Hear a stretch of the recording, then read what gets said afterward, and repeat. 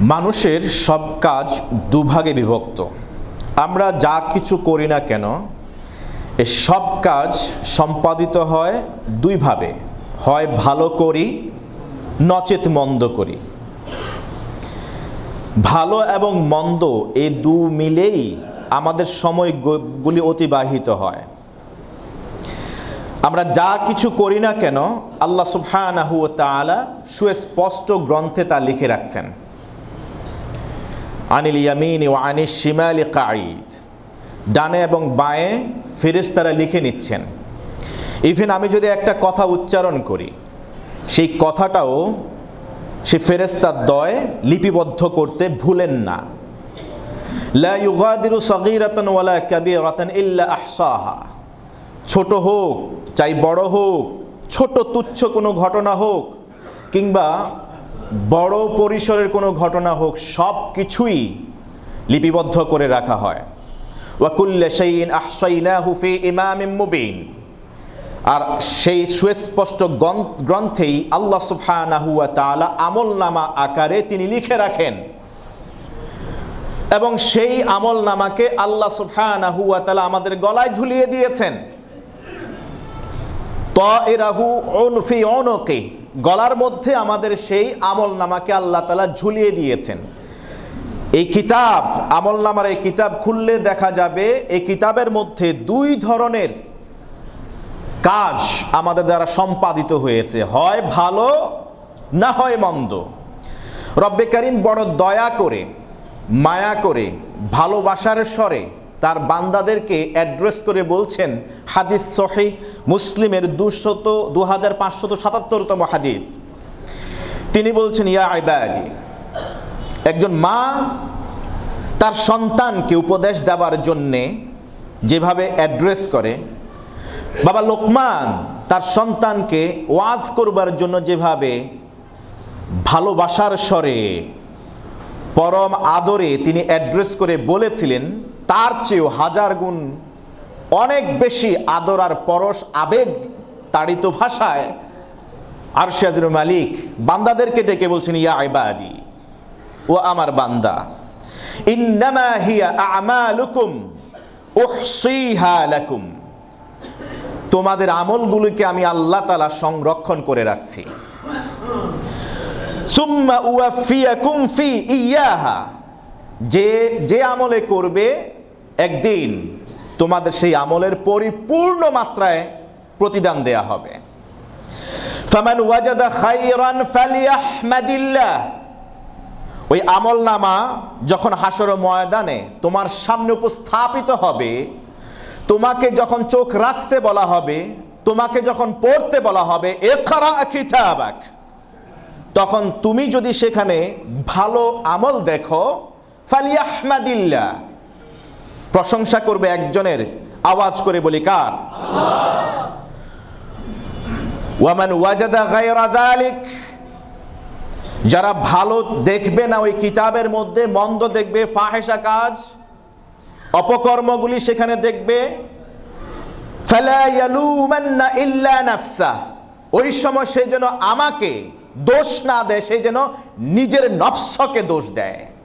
কারণ নফসের তাড়নায় সে ভালো কাজ না করে মন্দ কাজ করেছে, আর যা করেছে ওয়া নাকতুবু মা কদ্দামু ওয়া আসারহুম ওয়া নাকতুবু মা কদ্দামু ওয়া আসারহুম ওয়া কুল্লা শাইইন আহসাইনাহু ফি ইমামিম মুবিন।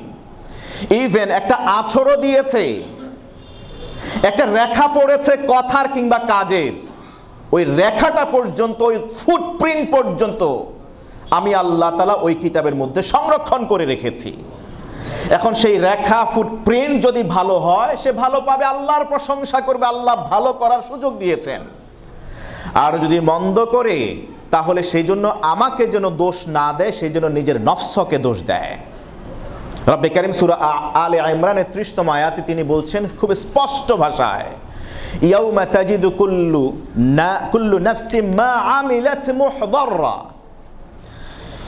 ইয়াউমা তাজিদু কুল্লু নাফসিন মা আমিলাত মুহদারা, সেই দিন, কিয়ামতের দিন, প্রত্যেকটা আত্মা, প্রতিটা জীবন, প্রতিটা প্রাণী সে কি করেছে সেটা যদি ভালো হয়, মিন খাইরিম মুহদারা, ভালো হলে সেটা সামনে দেখতে পাবে। ওয়া মা আমিলাত মিন সু, যদি খারাপ কিছু করে সেটাও সে সামনে দেখতে পাবে।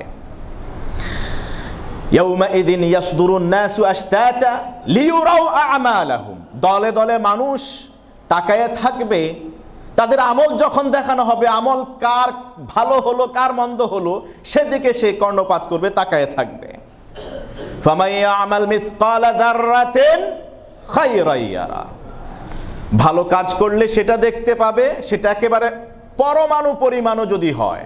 ওই যে বললাম ওয়া আসারাহুম, একেবারে আচর, ধরেন রেখা পড়েছে, ওই রকম একেবারে শস্য দানার চেয়ে ছোট ক্ষুদ্রতিকায় যদি কেউ কোনো কাজ করে, চাই সেটা ভালো হোক চাই সেটা মন্দ হোক, সেটা সে দেখতে পাবে। ফামান ইয়া'মাল মিসকালা যাররাতিন খায়রান ইয়ারা ওয়া মান ইয়া'মাল মিসকালা যাররাতিন শাররান ইয়ারা, ভালো হলেও দেখতে পাবে মন্দ হলেও দেখতে পাবে।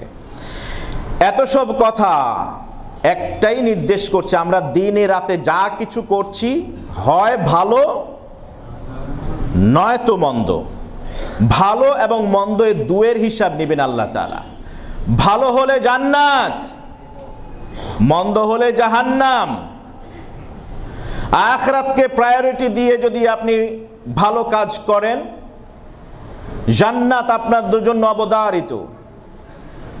আর দুনিয়াকে যদি প্রায়োরিটি দিয়ে গুরুত্ব দিয়ে আপনি ভালো কাজকে বর্জন করেন, জাহান্নাম আপনার জন্য আমার জন্য অবধারিত। আল্লাহ আমাদেরকে হেফাজত করুন। সূরাতুন নাজিআত 37, 38, 39, 40, 41 এই 5টি আয়াতে ভালো মন্দ করলে কার অবস্থান কোথায় হবে আল্লাহ তাআলা স্পষ্ট ভাষায় এই রেজাল্ট তিনি ডিসক্লোজ করে দিয়েছেন। তিনি বললেন, ফাআম্মা মান তাগা ওয়া আসারাল হায়াতাদ দুনিয়া ফাইন্নাল জাহিমা হিয়াল মাওয়া, যারা অবাধ্যতা করবে, দুনিয়ার জীবনকে প্রাধান্য দেবে, ওয়া আসারাল হায়াতাদ দুনিয়া, দুনিয়ার জীবনকে আখিরাতের উপর প্রাধান্য দিবে, ফাইন্নাল জাহিমা হিয়াল মাওয়া, পরকালে তার ঠিকানা হবে জাহান্নামে। ওয়া আম্মা মান খাফা মাকাম রাব্বিহি ওয়া নাহান নাফসা আনিল হাওয়া ফাইন্নাল জান্নাতা হিয়াল মাওয়া, যে আল্লাহর সামনে দণ্ডায়মান হওয়াকে ভয় করবে পরকালে, ওয়া নাহান নাফসা আনিল হাওয়া, অন্তরের প্রবৃত্তিকে দমন করতে পারবে, অন্তরের গোলাম হয়ে যাবে না, নিজের খাম খেয়াল খুশির গোলাম হয়ে যাবে না, আল্লাহর সামনে দাঁড়ানোকে সে ভয় করবে, ফাইন্নাল জান্নাতা হিয়াল মাওয়া, পরকালে তার স্থান হবে জান্নাতে। মূল কথা হলো, আমরা দিনের আলোয় রাতের আধারে যত কাজ করি, এ কাজকে আপনি যদি একটা চার্ট বা জাদওয়াল করেন, এই চার্টের মধ্যে হয় ডান দিকে রাখবেন, না হয় বাম দিকে, ভালো হলে ডান দিকে, মন্দ হলে বাম দিকে, এর বাইরে আর কোনো অবস্থান নাই, মাঝামাঝি কোনো সুযোগ নেই। একটা বছর আমরা অতিবাহিত করতে চলেছি, 2024 সালের সাল তামামি হতে চলেছে। এই সালটাকে আমরা পূর্ণ করতে চলেছি আজকে 27 ডিসেম্বর। একটা বছর আমাদের জীবন থেকে অতিবাহিত হতে চলেছে। একটা বছর মানে 12টা মাস, একটা বছর মানে 52টা সপ্তাহ, একটা বছর মানে 365টা দিন, একটা বছর মানে প্রায় 8700 ঘন্টা, একটা বছর মানে প্রায় 5,25,000 মিনিট, একটা ঘন্টা মানে প্রায় 3,20,00,000 সেকেন্ড আমরা অতিবাহিত করেছি। প্রতিটা ফাস আনফাসে আল্লাহর নেয়ামত আমরা ভোগ করেছি। প্রতিটা সময় আল্লাহর নেয়ামতের আধারে আমরা ডুবেছিলাম। এখন চিন্তা করার সময় এসছে, at the end of this ইয়ার, বছরের শেষে এসে এই যে আমরা বললাম আমি যত কাজ করি দিনের আলোয় রাতের আধারে, হয় ভালো না হয় মন্দ, এখন আমার ইহতিসাব সেলফ অ্যাকাউন্টিং এর সময় এসছে। আই হ্যাভ টু অ্যাকাউন্টেট, আমাকে হিসাব করা দরকার যে আমি যেটা করেছি এটা ভালো ছিল নাকি মন্দ ছিল। ওমর ইবনে খাত্তাব রাদিয়াল্লাহু তাআলা আনহু তিনি বললেন, হাসিবু আনফুসাকুম ক্বাবলা আন তুহাসাবু, তোমরা নিজেদের হিসাব নিজেরা কষো, যখন তোমাদের হিসাব নেওয়া হবে সেই সময় আসার আগে।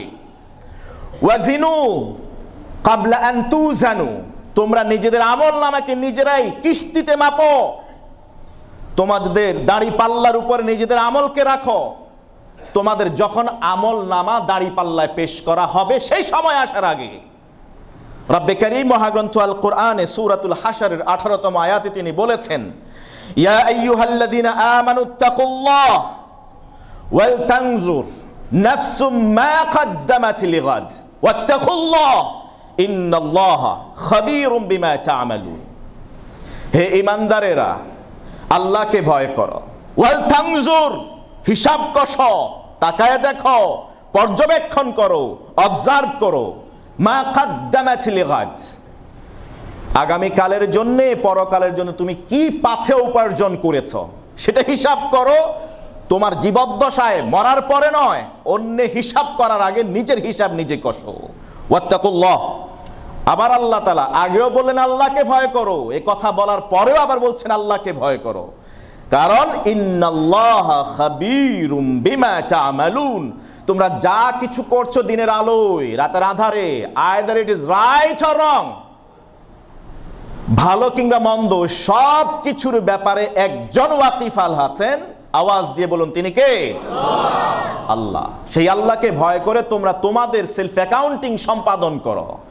বছরের এই শেষ মুহূর্তে এসে গত 2024 সাল, এই বছরটা আমাদের কেমন কেটেছে, কিভাবে আমরা স্পেন্ড করেছি, ভালো করেছি কতটুকু, মন্দ করেছি কতটুকু, এই তো হয় ভালো করেছি না হয় মন্দ করেছি, অথবা সংমিশ্রণ, ভালো মন্দ দুইটাই করেছি। এখন আমাদের সেলফ অ্যাকাউন্টিং করা দরকার। মা ইয়াজিবু আলাইনা, আমাদের এখন করণীয় কি? 2025 সালকে সামনে রেখে, সামনে 31st নাইটকে সামনে রেখে, রাত 12টা 1 মিনিট, যেই সময়টা আল্লাহর কাছে সবচেয়ে প্রিয় সময়, মুমিন বান্দা মাত্রই তা জানে, এই সময় আরশে আজিমের মালিক দুনিয়ার আসমানে তিনি নেমে আসেন, বান্দাদেরকে ডেকে ডেকে বলেন, আছো কি কেউ কিছু চাওয়ার আমার কাছে চাও, আমি তোমাকে তা দেওয়ার জন্য অধীর আগ্রহে অপেক্ষা করছি। আছো কি কেউ অপরাধ করেছো, গুনাহ করেছো, মার্জনা চাইবার, ক্ষমা চাইবার, আমি আল্লাহ তাআলা ক্ষমা করে দেব।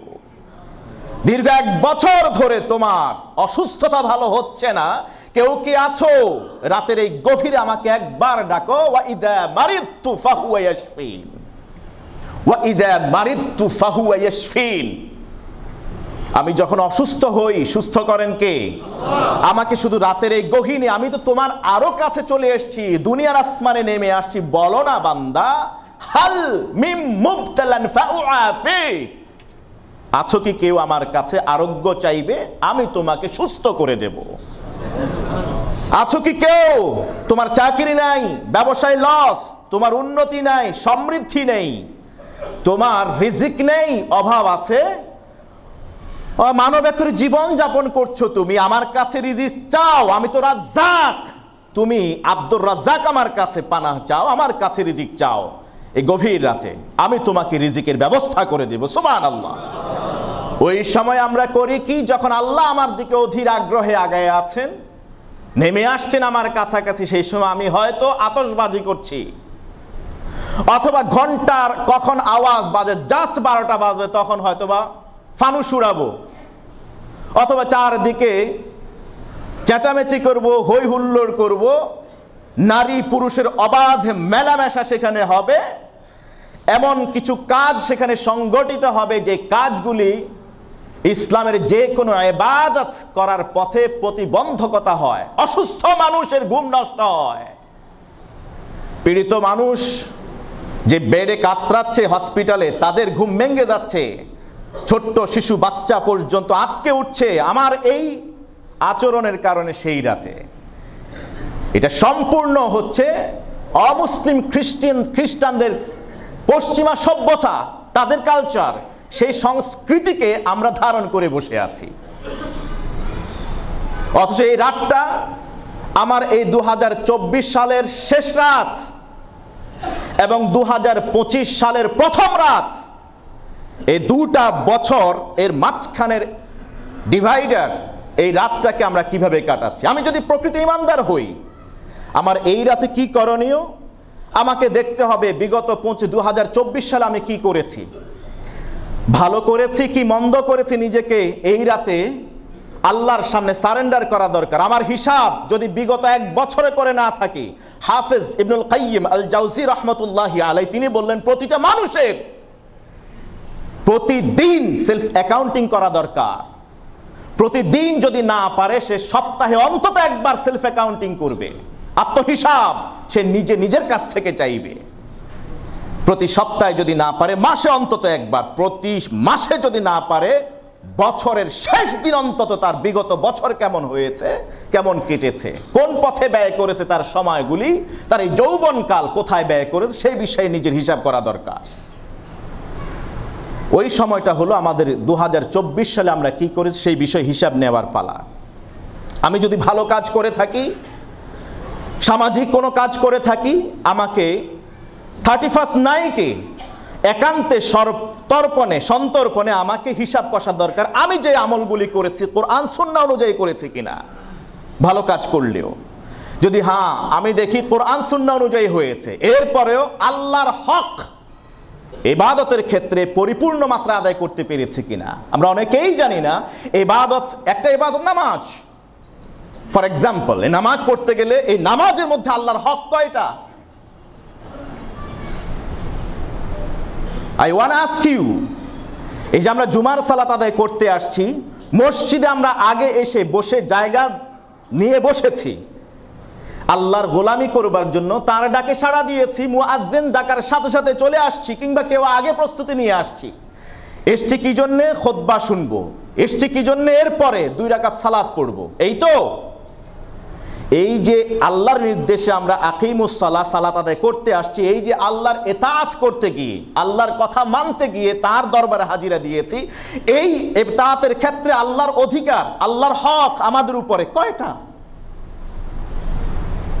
হাফেজ ইবনুল কাইয়িম আল জাওজি রাহমাতুল্লাহি আলাইহি একখানা কিতাব লিখেছেন, ইগাসাতুল লাহফান। এই কিতাবের প্রথম খণ্ডের 83তম পৃষ্ঠায় তিনি আল্লাহর যে কোনো আমলের ক্ষেত্রে আল্লাহর হক 6টা এই বিষয়ে তিনি বলেছেন। আমার যত কাজ আমি সম্পাদন করি, আল্লাহ চান এখানে 6টা জিনিস থাকবে। আল্লাহর চাওয়া, এটা আল্লাহর হক বান্দার ইবাদতের উপরে। 1 নাম্বার, আমি যে আমলটা করতে এসেছি এটা কেবলই ইখলাসপূর্ণ কিনা। এই আমলটা করতে এসেছি এখানে ইখলাস আছে কিনা, নাকি লৌকিকতা আছে।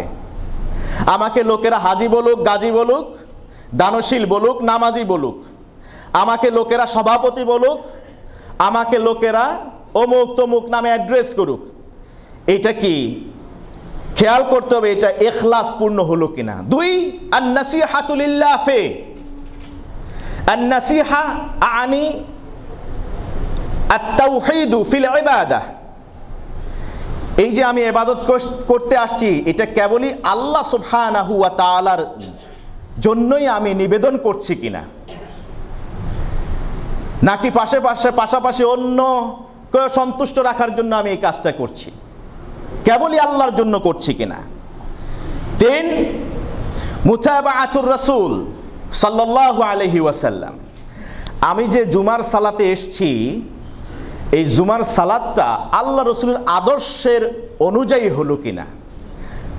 নবীজি তো জুমার আদায় করেছেন, আমরাও জুমা আদায় করতে আসছি, আমার এই জুমা আল্লাহ রসুলের জুমার সাথে মিলে কিনা, এটা খেয়াল রাখা। শুহুদু মাশহাদিল ইহসানি ফি, ইবাদত করতে এসেছি, ইহসানের দরজা পর্যন্ত পৌঁছতে পারলাম কিনা। ইহসান কি ইবাদতের ক্ষেত্রে? আন তা'বুদাল্লাহা কাআন্নাকা তারা ফা ইন লাম তাকুন তারাহু ফা ইন্নাহু ইয়ারাক। আমি যে নামাজ পড়তে আসছি, আমি ধ্যানে জ্ঞানে সর্বত্র সর্বদা যতক্ষণ এখানে আছি, আমি এইটা ধরেই নেব যে আমি আল্লাহকে দেখে ইবাদত করছি। যদি আমি আল্লাহকে দেখতে না পাই, তাহলে এটা আমার জ্ঞানে ভালোভাবে এনগ্রেভ করে নিতে হবে যে হ্যাঁ, আল্লাহ আমাকে দেখছেন, আমার ইবাদতটা সেই মাত্রায় গিয়েছে কিনা। এই যে আমরা বসে আছি, এই যে আমরা বসে আছি, আপনি তো বিশ্বাস করেন আমরা যারা আল্লাহর গোলামি করতে আল্লাহর ঘরে এসে হাজিরা দিয়েছি, যিনি মেজবান আল্লাহ সুবহানাহু ওয়া তাআলা, তিনি তার ঘরের মেহমানের দিকে কি তাকিয়ে নেই? আল্লাহ তাআলা তো এই সৌজন্যতা বোধ আমাদেরকে শিখিয়েছেন। আমাদের ঘরে কোনো মেহমান আসলে মেজবান তাকে নিয়ে একসাথে খায়, সে যেখানে বসে সেখানে একসাথে বসে, তার দিকেই মনোনিবেশ করে। তো আপনাকে আল্লাহ তাআলা আল্লাহ নিজের ঘরে দাওয়াত দিয়েছেন, আর আল্লাহ বুঝি অন্যদিকে তাকিয়ে আছেন। তাহলে যেহেতু সবচেয়ে বড় বাদশাহ, বাদশার বাদশাহ, মালিকুল আমলাক আল্লাহ সুবহানাহু ওয়া তাআলা আমার আপনার দিকে এই মুহূর্তে তাকিয়েছেন, সেই আল্লাহ আমার দিকে অতি অধীর আগ্রহে তাকিয়েছেন, আর আমি চোখ বন্ধ করে ঘুমাইতেছি, ঝিমাইতেছি। যে আল্লাহ অধীর আগ্রহের সাথে বান্দার অন্তঃকরণের দিকে তাকিয়ে আছেন, সেই বান্দার অন্তর এখন অন্যদিকে চিন্তা করছে, কি করব না করব, কিভাবে কি করলে কি করা যায়। যে আল্লাহ বান্দার ইবাদত দেখলে ফেরেশতাদেরকে নিয়ে খোশ আমেজে থাকেন, গল্প করতে থাকেন, গর্ব করে ফেরেশতাদের সাথে বান্দাদের বিষয়ে আলোচনা করেন, অথচ সেই বান্দা মসজিদে আসার পরে মুখ গোমরা করে বসে আছি, মনে হয় যেন পৃথিবীর সব বিপদ বালা মুসিবত আমার ঘাড়ে নিয়ে আমি মসজিদে আসছি। আল্লাহ থাকেন এই সময় হাস্যাসা বা শাসা। ইভেন বিশ্বনবী সাল্লাল্লাহু আলাইহি ওয়াসাল্লাম বলেছেন, আল্লাহ সুবহানাহু ওয়া তাআলা বান্দার দিকে তাকিয়ে তিনি হাসেন। আর আমার আপনার মুখ গোমরা, মুখ কি বলা হয়, কালচে করে বসে থাকি, মুখ ভারাক্রান্ত করে বসে থাকি। শুহুদু মিন্নাতিল্লাহি আলাই। পঞ্চম, আল্লাহর হক ইবাদতের ক্ষেত্রে খেয়াল রাখা যে আমি যে আমলটা করতে আসছি এটা আমার বাহাদুরির কারণে না। কারণ যেটা বলেছিল, যখন বলা হলো যে সম্পদ দাও, আল্লাহর রাস্তায় যাকাত দাও, সে বলল যে না, আমি আমার জ্ঞান আর যোগ্যতা দিয়ে সম্পদ অর্জন করেছি, তাহলে কেন দেব আমি? আমাকে আপনাকে আল্লাহ তাআলা কবুল করেছেন জুমার সালাতে আসবার জন্যে। কাউকে বা উট কোরবানির সওয়াব দিয়েছেন, কাউকে বা গরু, কাউকে বা খাসি, এভাবে করে আস্তে আস্তে আস্তে আস্তে পর্যন্ত এক পর্যায়ে গিয়ে যখন আমি, অর্থাৎ এই মসজিদে আপনারা যাকে খতিবের দায়িত্ব দিয়েছেন, দরজা দিয়ে ঢোকার সাথে সাথে তুওয়িবা সুহুফ, কিতাবকে বন্ধ করে দেওয়া হয়েছে, আর আমলনামা লেখা বন্ধ। এর আগে কে কার আগে আসছেন, যারা আগে আগে আসছেন তাদেরকে আসার এই সুযোগ করে দিয়েছেন কে? আল্লাহ। এইটা আপনার ধ্যানে আছে কিনা? ভালো কাজ করার ক্ষমতা দেন কে? আল্লাহ। আল্লাহ যদি পারমিশন না দেন, আমি আপনি জীবনে কখনো ভালো পথে ভালো কাজ করতে পারতাম না। এই জন্য তার শুকরিয়া আদায় করা। আর সর্বশেষ আল্লাহর অধিকার এতাআত আর তার আনুগত্যের মধ্যে সেটা হলো খেয়াল রাখা এই ইবাদতে কোনো কমতি হলো কিনা, কোনো তাকসির হলো কিনা। বিগত এক বছর 2024 সালে আমি যদি কোনো ভালো কাজ করে থাকি, আপনি যদি কোনো ভালো কাজ করে থাকেন, অন্তত পক্ষে আজকেই বসে যান, হিসাব কষেন, আমি যে ন্যাক আমলগুলি করেছি এই ন্যাক আমলগুলোর মধ্যে এই 6টা বৈশিষ্ট্য ছিল কিনা। যদি না থাকে তওবা ইস্তিগফার করুন, আল্লাহর কাছে ক্ষমা চান, আর পাশাপাশি খেয়াল রাখা দরকার কোনো পাপ কাজ আমার দ্বারা সংগঠিত হয়েছে কিনা। কারণ আমরা জানি যা করি হয় ভালো করি, না হয় মন্দ করি। ভালো করলেও কোরআন সুন্নাহ মাফিক হলো কিনা, কোরআন সুন্নাহ মাফিক হলেও সেখানে এই 6টা গুণ আল্লাহর অধিকার আদায় করতে পেরেছে কিনা। যদি কোনো কমজোরি থেকে থাকে, ত্রুটি থেকে থাকে, কমতি থেকে থাকে, ক্ষমা চাইতে হবে কার কাছে? আর যদি কোনো মন্দ কাজে দীর্ঘ 1 বছরে আমার আপনার দ্বারা হয়ে যায়, 3টা কাজ আপনি করুন, ক্ষমা করবেন কে? তাওবা, ইস্তিগফার, আর এমন কিছু আমল যে আমল করলে পিছনের সব গুনাহ ক্ষমা করে দেন কে? তাওবা, ইস্তিগফার, আর এমন কিছু আমল যে আমলগুলি করলে পিছনের গুনাহ ক্ষমা হয়ে যাবে। 2024 সালে আমার আপনার দ্বারা যদি কোনো পাপ কাজ সংগঠিত হয়, কাল বিলম্ব না করে তওবা করা, অনুতপ্ত হওয়া, অনুশোচনা করা, ফিরে আসা, ওই কাজ সেকেন্ড টাইম না করা, দৃঢ় প্রতিজ্ঞাবদ্ধ হওয়া, এই কাজ আবার যদি সামনে আসে আমি অ্যাভয়েড করব। ঘুষ যে খায়, খেয়েছে, সম্পদ ফিরিয়ে দিন মানুষের যার কাছ থেকে নিয়েছেন। যদি এখন এত এত ঘুষ নিয়েছে, কার কাছ থেকে নিয়েছি চেহারার দিকেও তাকায় না, ড্রয়ার খুলে দিয়েছি, ব্যাস হাদিয়া রেখে চলে গেছে। যদি এমন হয়ে থাকে, ওই সব সম্পদ বের করে নিয়ে এসে আপনি দান করে দিন সওয়াবের নিয়ত ছাড়া, এবং যারা দিয়েছে তাদের পক্ষে আপনি দান করে দিন। তাছাড়া যদি কোনো অপরাধ আল্লাহর সাথে সংগঠিত হয়ে থাকে, আল্লাহর কোনো আদেশ অমান্য করে থাকেন, তওবা করুন, ইস্তিগফার করুন। আর ইতবাহ, আপনি মন্দকে প্রতিহত করবার জন্য ভালো কাজ করুন। ইন্নাল হাসানাতি ইউযহিবনাস সাইয়্যাত, আল্লাহ তাআলা বলেছেন মন্দ কাজগুলি বিদূরিত হয়ে যায় যখন মানুষ ভালো কাজ করে। আমি এই তিনটা বিষয়ে তিনটা দিক আপনাদেরকে মেনশন করব। 31st নাইটটাকে আপনারা পুঁজি করুন। সেই রাতে আপনার সন্তান, পরিবার, সদস্য যারা আছে, আপনার অফিসের কর্মকর্তা কর্মচারীদের কাছে এই মেসেজ পৌঁছায় দিন। কর্তা হিসেবে, প্রধান হিসেবে এটা আপনার দায়িত্ব। আপনার অধীনে যারা আছে তাদেরকে এই মেসেজগুলি পৌঁছিয়ে দেয়া। কারণ কুল্লুকুম মাসউলুন আন রাইয়াতি, সহিহ বুখারীর হাদিস। প্রত্যেক দায়িত্বশীলকে হাসরের ময়দানে আল্লাহর আসামির কাঠগড়ায় দাঁড়িয়ে অধীনস্থের ব্যাপারে জবাবদিহি করতে হবে। 31st নাইটকে মেয়ার আপনারা পশ্চিমা কালচারে উদযাপন করবার জন্য একেবারে উঠে পড়ে লাগবেন না। রেদার তিনটা কাজ করবেন। তওবা, 2 রাকাত নামাজ পড়বেন এই রাতে। কয় রাকাত নামাজ? সালাতুত তাওবা। এই হাদিস সহিহ সনদে আবু দাউদ শরীফে 1521তম হাদিস হিসেবে মেনশন করা হয়েছে। যদি কোনো মুসলমান জীবনে যত পাপ করুক না কেন, সে যদি সুন্দর করে ওযু করে, খুব মনোযোগ, সুন্দর করে ওযু করে, দাঁড়িয়ে 2 রাকাত সালাত আদায় করে, আল্লাহর কাছে ক্ষমা চায়, আল্লাহ তাআলা তার জীবনের সব গুনাহ ক্ষমা করে দেন। এই হাদিসটি পবিত্র কোরআনে সূরা আলে ইমরানের 135তম আয়াতের ব্যাখ্যায় ইমাম আবু দাউদ তিনি নকল করেছেন। ওয়াল্লাযীনা ইযা ফাআলু ফাহিশাতান আও যালামু আনফুসাহুম, যারা কোনো ফাহিশা, মন্দ কাজ, খারাপ কাজ করে ফেললো, অথবা নিজের উপরে জুলুম করলো, অন্যায় পাপাচার কামাচার করে, যাকারুল্লাহ, সে যদি আল্লাহর জিকির করে, যে আল্লাহ একজন দেখেছেন, ইন্নাল্লাহা খাবীরুম বিমা তা'মালুন, আমি দিনে রাতে ভালো মন্দ যাই করি খবর রাখেন কে? এটা যদি আপনি দৃঢ়ভাবে বিশ্বাস করেন, ফাস্তাগফিরু লিযুনুবিহিম, অপরাধের জন্য যদি ক্ষমা চান কার কাছে? আল্লাহর কাছে। এবং এই আকীদা, বিশ্বাস যদি আপনার থাকে, ওয়া মান ইয়াগফিরুয যুনুবা ইল্লাল্লাহ, আল্লাহ ছাড়া আমার এই পাপ ক্ষমা করার আর কেউ নাই। ওয়া লাম ইউসিররু, আর যদি সে এই কাজ দ্বিতীয়বার না করে, আলামা ফাআলু ওয়া হুম ইয়ালামুন, সজ্ঞানে এই কাজ যদি দ্বিতীয়বার না করে, আল্লাহ তাআলা তার জীবনের গুনাহ ক্ষমা করে দিবেন। পাপ মানুষ করবেই, আপনি ফেরেশতা নন আর যে আপনি চাইলেই কোনো পাপ এড়াইতে পারেন। পাপ মানুষ করবেই।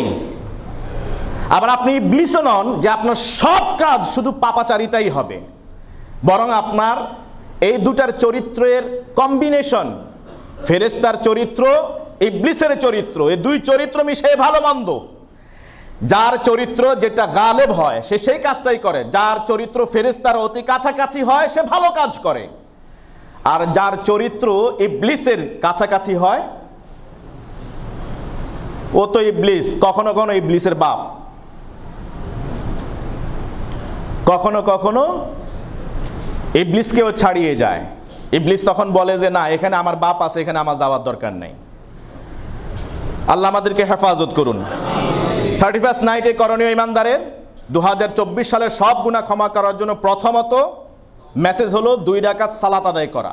কয় রাকাত? 2 রাকাত। এই সালাত আদায় করার আগে আপনি নিজে অন্যায় করেছেন এটা আগে ইহতিসাব করবেন, অ্যাকাউন্টিং করবেন, হিসাব কষবেন, হ্যাঁ এই পাপ হয়ে গেছে, স্বীকৃতি দিবেন, অনুতপ্ত হবেন, আল্লাহর কাছে ক্ষমা চাইবেন, 2 রাকাত সালাত আদায় করবেন, এরপর দোয়া করবেন। দোয়া আমি মাঝে মাঝে ছোটবেলায় বিস্মিত হতাম, আল্লাহ তাআলা পৃথিবীতে এত নবী এত রসুল পাঠিয়েছেন, আমরা যে তাশাহুদ পড়ি, তাশাহুদে আত্তাহিয়াতু পড়া এটা কি ওয়াজিব? আত্তাহিয়াতু পড়ি, এরপরে গিয়ে আমরা কি পড়ি? দুরুদ পড়ি। দুরুদ ইব্রাহিম আসসালাতুল ইব্রাহিমিয়া, দুরুদ ইব্রাহিমে আমরা 2 জন নবীর উপর সালাম পেশ করি এবং বরকত বর্ষণ করার জন্য সাহায্য চাই কার কাছে? কে কে বলুন তো? ইব্রাহিম আলাইহিস সালাতু ওয়াস সালাম এবং আল্লাহুম্মা সাল্লি আলা ওয়া আলা আলি কামা আলা। কেন মূসা নয়? কেন ঈসা নয়? কেন ইয়াহইয়া নয়? কেন জাকারিয়া নয়?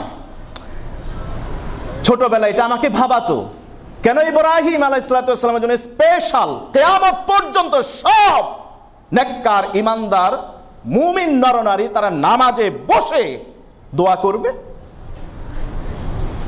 কখনো কখনো নিজেকে বুঝ দিতাম হয়তোবা উনি বড় মাপের কোনো নবী ছিলেন, এই জন্য উলুল আজমে মিনার রসুল, তিনি 5 জন বড় বড় রাসূল ছিলেন, তাদের মধ্যে একজন, হয়তো স্পেশালিটির কারণে।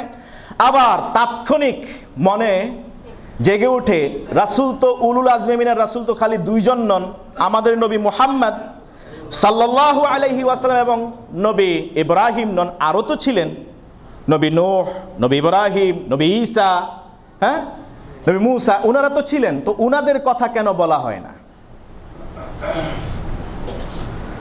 মূলত বয়স যখন বাড়লো, কোরআন সুন্নাহ যখন স্টাডি করলাম, তখন বুঝলাম এটা আর কিচ্ছু না, ইব্রাহিম আলাইহিস সালাতু ওয়াস সালামের জীবদ্দশায় দোয়ার বরকত।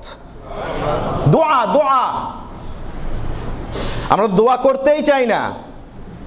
শেষ কবে আপনি 2 হাত তুলে একেবারে সন্তর্পণে গহীনে দরজা জানালা বন্ধ করে দিয়ে হাউমাউ করে চোখের পানি ছেড়ে দিয়ে আল্লাহকে সন্তুষ্ট করবার জন্য, জাহান্নামের আগুন থেকে বাঁচার জন্য 2 চোখের পানি ছেড়ে দিয়ে কেঁদেছেন? শেষ কবে মনে পড়ে? ইব্রাহিম আলাইহিস সালাতু ওয়াস সালাম দৃঢ়ভাবে বিশ্বাস করতেন দোয়া কবুলের একজন আছেন, তিনি কে? আল্লাহ। তিনি বলেছিলেন ওয়াজআল্লি লিসানা সিদকিন ফিল আখিরিন, ওয়াজআল্লি লিসানা সিদকিন ফিল আখিরিন, সূরাতুশ শুআরা 84তম আয়াত। তিনি আল্লাহর কাছে দোয়া করেছেন, আল্লাহ শেষ জামানায় যত উম্মত আসবে তাদের জবান দিয়ে আমার ভালো কাজগুলি এবং আমার গুণকীর্তন, আমার প্রশংসা বাক্যগুলি তাদের মুখ থেকে বের করে দিও। তিনি দোয়া করেছিলেন জীবনের ওয়াজআল্লি লিসানা সিদকিন ফিল আখিরিন, পরবর্তী প্রজন্ম যারা আসবে তাদের। সুবহানাল্লাহ। এবং তিনি দৃঢ় বিশ্বাসী ছিলেন দোয়া একজনই কবুল করেন। তিনি বললেন সূরা ইব্রাহিমের 39তম আয়াতে, ইন্না রাব্বি লাসামিউদ দুআ, ইন্না নিশ্চয়ই, দেখেন এখানে শিওরিটি, ইন্না নিশ্চয়ই, রব্বি আমার প্রতিপালক, লা আবার তাকিদ নিশ্চয়ই, সামি বেশি বেশি কবুল করেন, শুনেন, আর দোয়া দোয়া। কতটা বিশ্বাস করতেন, 3 বার ইমফ্যাসিস দিয়ে 3টা অক্ষর ব্যবহার করে, নিশ্চয়ই, অবশ্যই, নিঃসন্দেহে দোয়া শুনেন কে? আমার রব আল্লাহ। এটা তিনি ডিক্লেয়ার করেছিলেন, দোয়া করেছেন ওয়াজআল্লি লিসানা সিদকিন ফিল আখিরিন। আল্লাহ কি জবাব দিলেন? ওয়া তারাকনা আলাইহি ফিল আখিরিন, ওয়া তারাকনা আলাইহি ফিল আখিরিন। তিনি বললেন ওয়াজআল লি লিসানা সিদকিন ফিল আখিরিন। আর আল্লাহ জবাবে বললেন ওয়া তারাকনা আলাইহি ফিল আখিরিন।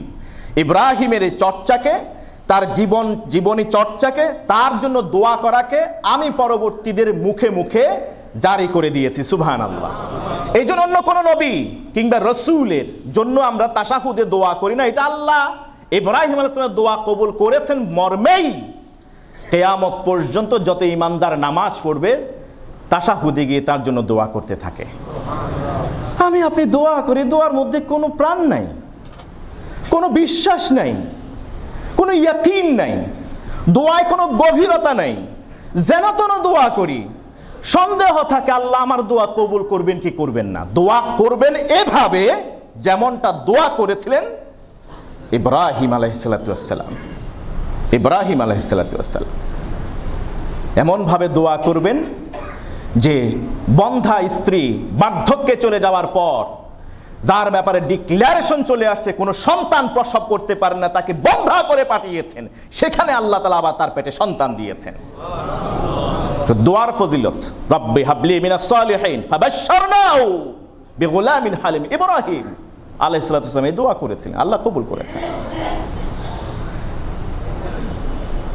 ইমসাহ যুনুবাকা ক্বাবলান নাওম। আজকে ঘুমাতে যাবেন, ঘুমাতে যাওয়ার সময় চোখ বন্ধ। এই পৃথিবী থেকে আপনার, পৃথিবীর বাস্তবতা থেকে যখন আপনি ঘুমিয়ে পড়বেন, চোখ বন্ধ হয়ে যাবে। ওই চোখ দুটির পাতা বন্ধ হওয়ার আগে যেন আপনার জীবনের সব গুনাহ ক্ষমা হয়ে যায়। ওই যে বললাম 3 নাম্বার কাজ, এমন কিছু নেক আমল করবেন যে নেক আমল করলে আল্লাহ গুনাহ খাতা ক্ষমা করে দেন।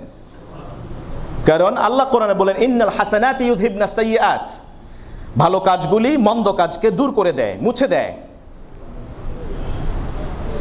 আজকে ঘুমাতে যখন যাবেন একটা কাজ করবেন, এই দোয়া আপনারা সবাই পারেন। এই হাদিস ইমাম ইবনে হিব্বান তার সহিহ ইবনে হিব্বানে নকল করেছেন, 5528তম হাদিস। একই হাদিস সহিহ আত-তারগীব ওয়াত তারহিব নামক গ্রন্থে নকল করা হয়েছে, 607তম হাদিস। আপনি যখন ঘুমোতে যাবেন, বিশ্বনবী সাল্লাল্লাহু আলাইহি ওয়াসাল্লাম বলেছেন এখানে কয়েকটা দোয়া আছে, এই দোয়াগুলি আমি দৃঢ়ভাবে বিশ্বাস করি আপনারা সবার মুখস্থ, এটা নতুন করে মুখস্থ করা লাগবে না। এই দোয়াগুলি আপনি পড়বেন ঘুমোতে যাওয়ার সময়, আপনার জীবনের সব গুনাহ আল্লাহ ক্ষমা করে দিবেন। ওয়া ইন কানাত মিসলা জাবাদিল বাহর, হাদিসের ওয়ার্ডিং হলো যদি আপনার এই গুনাহ বিশাল কুল কিনারাহীন সমুদ্রের ফেনার সমত পরিমাণও হয়, করবেন? করবেন তো ইনশাআল্লাহ? কবে? নাকি কালকে? নাকি করব? উহাদ্দিরুকুম বিকালিমাতি সাউফা। আমি আমলটা বলার আগে আরেকটা বিষয় আপনাদেরকে সতর্ক করতে চাই, বিশেষ করে যুবকদের। আরে জীবন তো সবটাই পড়ে রয়েছে, করবো অনেক, পড়বো অনেক, শুনবো অনেক, যাবো অনেক। সাউফা সাউফা আমাল, সাউফা আলাম, সাউফা আকতুব, সাউফা আযহাব। এই যে আমরা খুব শীঘ্রই করব, এই তো হজ করে ফেলবো আগামী বছর আর কি, কিন্তু এখন তার উপর ফরজ হয়ে গেছে, আগামী বছর করব। ওই তো প্রতিষ্ঠিত হয়ে নেই, বিয়েটা করে ফেলবো আর কি, আরেকটু বেশি বাড়ি গাড়ি হোক না, আরেকটু এস্টাবলিশ হই, করে ফেলবো। এটা হলো খাত্তুন মিন খুতুওয়াতিশ শায়তান, কাইদুন মিন মাকাইদিশ শায়তান। শয়তানের একটা পাতানো ফাঁদ, এছাড়া আর কিচ্ছু না। করব, ওই তো সময় তো এখনো আছে, নামাজটা পড়ে নেব আর কি। এখন নামাজ জামাত হচ্ছে, আমার যুবক ভাই বলতেছে আরে এখনো তো 1 ঘন্টা সময় আছে, পড়ে নেব আর কি। সালাতের সময় আছে, লেকিন আপনার জীবনের সময় আছে এটা নিশ্চিত হলেন কি করে আপনি? আপনার সালাত আদায় করার এখন 1 ঘন্টা সময় আছে, লেকিন আপনার জীবনের যে নিশ্চয়তা আছে আর 1 ঘন্টা বেঁচে থাকবেন, এই গ্যারান্টি আপনাকে কে দিয়েছে? যে শয়তানের প্রতারণা, ফাঁদ, এটা থেকে বেঁচে থাকার চেষ্টা করুন। হাফেজ ইবনুল কাইয়িম আল জাওজি রাহমাতুল্লাহি আলাইহি তিনি বলেছেন, যেহেতু মানুষ মৃত্যুবরণ করবে এটা নিশ্চিত, এটাও নিশ্চিত সে কখন মৃত্যুবরণ করবে সেটা তার জানা নাই। আই রিপিট, মানুষ মৃত্যুবরণ করবে এটা নিশ্চিত, এটাও নিশ্চিত সে কখন মৃত্যুবরণ করবে এটা তার জানা নাই। যেহেতু তার মৃত্যুর সময়, ক্ষণ, কাল জানা নাই, অতএব সে প্রতিটা সময় মৃত্যুর জন্য প্রস্তুত থাকবে। কোন যুবককে যেন তার যৌবন প্রতারণা না দেয় যে না পরে করব, বয়স এখনো বাকি আছে, পুরো জীবনে তো পড়ে আছে এখনো। কোন যুবককে তার যৌবন যেন প্রতারণা না করে। কোন সুস্থ সুঠাম দেহের মানুষের এই স্বাস্থ্য তাকে যেন প্রতারক না বানায়, প্রতারণা না দেয় যে না স্বাস্থ্য যখন আছে, সুঠাম দেহ আছে, করবো না এক সময় গিয়ে, না। কারণ তিনি বলেছেন, ইন্না আকাল্লা মাইয়ামুতুল আশিয়াখ ওয়া আকসারা মাইয়ামুতু মিনাশ শাবাব। কালজয়ী স্টেটমেন্ট দেখুন, তিনি কি বললেন? ইন্না আকাল্লা মাইয়ামুতুল আশিয়াখ, জেনে রাখবে নিশ্চয় সমাজে তাকায় দেখবে যারা মারা যায় তাদের মাঝে খুঁজে খুঁজে দেখবে বৃদ্ধের সংখ্যা খুবই কম। ওয়া আকসারা মাইয়ামুতু মিনাশ শাবাব, সবচেয়ে বেশি মারা যায় সংখ্যায় যুবকরা। কারণ যৌবনেই কিন্তু কখন কাকে আল্লাহ নিয়ে যাবেন ঠিক নাই। এই মসজিদের দিকে তাকায় দেখেন, আপনার চারপাশে তাকান, তাকালে বুঝতে পারবেন কয়জন বৃদ্ধকে দেখা যায় একেবারে বয়সের ভারে নুয়ে গেছেন কয়জন? ম্যাক্সিমাম যুবক, ম্যাক্সিমাম যুবক যাদের বয়স 40-50-এর কোঠায়। এখন মরলে সংখ্যায় বৃদ্ধদের সংখ্যা কম, যুবকদের সংখ্যা বেশি। এই যে বিপ্লব হলো 24-এর, সেই 36শে জুলাই, ওই যে বিপ্লবে 2000 আমাদের কোমলমতি যুবকরা শহীদ হয়েছে। কয়জন বৃদ্ধ মারা গিয়েছে সেখানে? কয়জন? প্রায় 20,000-এর উপরে আহত হয়েছে। কয়জন যুবক ছাড়া বৃদ্ধ বয়সের ভারে নুয়ে গেছে, এরা আহত হয়েছে। হাত নাই, পা নাই, চোখ নাই। আল্লাহু আকবার। যুবকরা বসে আছে না বার্ধক্যে গিয়ে করব, বার্ধক্যের সময় তো আসবেই না, কারণ আপনার মৃত্যুর ক্ষণ সময় আপনার জানা নাই। অতএব আগামীকাল করব, পরে করব, এটা হলো শয়তানের ধোঁকা পাতানো ফাঁদ, এখানে পা দেওয়া যাবে না। বললাম আজকে ঘুমোতে যাওয়ার আগে আমল করে জীবনের সব গুনাহ খাতা ক্ষমা করে নাও। আলবাত প্রতি রাতেই করবেন ঘুমাতে যাওয়ার আগে। এটা ঘুমানোর সাথে, বেডের সাথে সম্পর্কিত আমল। যখন আপনার কোনো কাজ থাকে না ওই সময় এই কাজটা করবেন, শুয়ে শুয়ে। অজুও লাগবে না, তবে অজু করে শোয়া সুন্নাহ। প্রথমে পড়বেন লা ইলাহা ইল্লাল্লাহ ওয়াহদাহু লা শারীকা লাহ লাহুল মুলকু ওয়া লাহুল হামদ ওয়া হুয়া আলা কুল্লি শাইইন কাদির। নাম্বার 1, লা হাওলা ওয়া লা কুওয়াতা ইল্লা বিল্লাহ। নাম্বার 2, নাম্বার 3, সুবহানাল্লাহ, আলহামদুলিল্লাহ, লা ইলাহা ইল্লাল্লাহ, আল্লাহু আকবার, সুবহানাল্লাহ, আলহামদুলিল্লাহ, লা ইলাহা ইল্লাল্লাহ, আল্লাহু আকবার। খালাস। হাত তুলে দেখান কার মুখস্থ নাই। আছে কি এরকম একজনও যার মুখস্থ নাই? মুখস্থ আছে কার কার? আলহামদুলিল্লাহ বলেন। তার মানে আমি এমন, ওই যে বললাম ইন্নাল হাসানাতি ইউযহিবনাস সাইয়্যাত, বিশাল একটা চার্ট আছে যে আমলগুলি করলে গুনাহ ক্ষমা হয়। আমি কালকে চিন্তা করলাম আমার এই মুসল্লিদেরকে, যাদেরকে আমি পরকালের জন্য ভালোবাসি, আব্দুল্লাহ ইবনে মুবারক রাহিমাহুল্লাহ তিনি বললেন, তোমরা ইমানদারদের সাথে সম্পর্ক বাড়াও। যে যত বেশি পারো ইমানদারদেরকে বন্ধু বানাও। তাদের এক একটা কথা যখন আমরা পড়ি, কিছু সময় সেদিকে তাকায়ে নিবিড় চিত্তে হারিয়ে যাই। এত মূল্যবান কথা কিভাবে তারা বলেছেন, কতটা গভীরভাবে চিন্তা করতেন। আব্দুল্লাহ ইবনে মুবারক রাহিমাহুল্লাহ বললেন, তুমি যতটা পারো ততটা নেককার আল্লাহওয়ালা মানুষকে বন্ধু বানাও।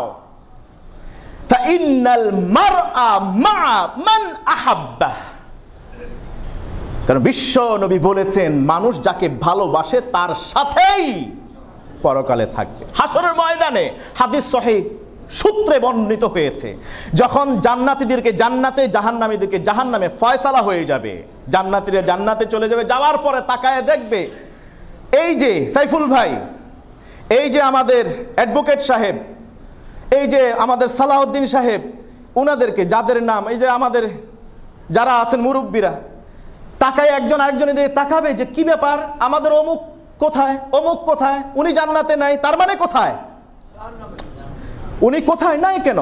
রব্বে কারীমের কাছে জান্নাতে প্রার্থনা করে, আল্লাহ নাহনু নাসুমু মান ওয়া নাকুমু মান ওয়া নুসাল্লি মান, একসাথে আমরা মসজিদে গিয়েছি, একসাথে নামাজে দাঁড়িয়েছি, একসাথে আমরা রোজা রেখেছি, একসাথে আমরা হজ করেছি, আরাফার বন্ধু ছিলাম, জান্নাতে তাদেরকে দেখছি না।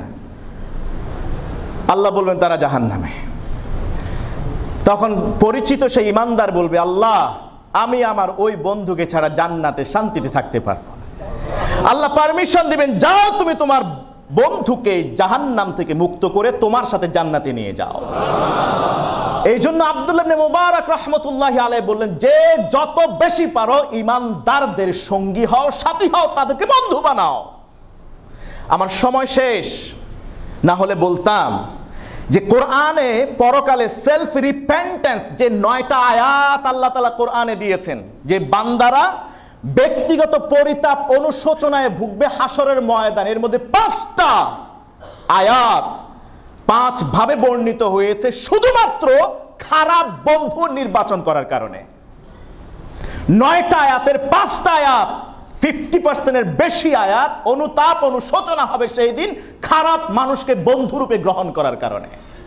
এই জন্য খারাপ মানুষ, যার চরিত্র খারাপ, যে অন্যায় অপরাধ করে, জুলুম নির্যাতন করে, মানুষের উপরে অকথা অত্যাচার করে, অকথ্য অত্যাচার করে, তাদের সাথে কোনো সম্পর্ক রাখা যাবে না। রাজি আছে তো মুসলমান? সম্পর্ক রাখতে হবে আল্লাহওয়ালা, ইমানদার, হক্কার, সালেহিন, সিদ্দিকিন, শুহাদাদের সাথে। পারবেন তো ইনশাআল্লাহ? ইনশাআল্লাহ। আমি আমার আলোচনা শেষ করছি। লা ইলাহা ইল্লাল্লাহ ওয়াহদাহু লা শারীকা লাহ, লাহুল মুলকু ওয়া লাহুল হামদু ওয়া হুয়া আলা কুল্লি শাইইন, লা হাওলা ওয়া লা কুওয়াতা ইল্লা বিল্লাহ, সুবহানাল্লাহ, আলহামদুলিল্লাহ, লা ইলাহা ইল্লাল্লাহ, আল্লাহু আকবার, ওয়া ইন কানাত মিসলা জাবাদিল বাহার। হাদিস সহিহ। যদি সমুদ্রের ফেনা সম পরিমাণ গুনাহ হয় আল্লাহ ক্ষমা করে দিবেন। 31st নাইটটা অন্তত পক্ষে নতুন আর গুনাহ কামায়েন না। রাজি আছেন তো ইনশাআল্লাহ?